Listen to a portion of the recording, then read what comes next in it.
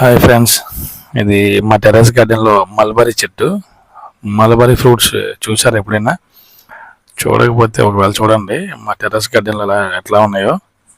ఈ మధ్యకాలంలో ప్రూనింగ్ చేశాను. ప్రూనింగ్ చేసిన తర్వాత కొమ్మలు కత్తిరించిన తర్వాత ఫ్రూటింగ్ అనేది చాలా ఎక్కువ వచ్చింది.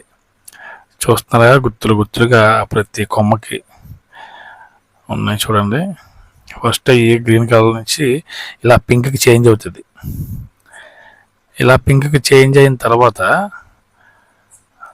మళ్ళీ కొంచెం కొంచెం బ్లాక్ అవుతుంది అన్నమాట. చూడండి, ఇక్కడ చూపిస్తాను.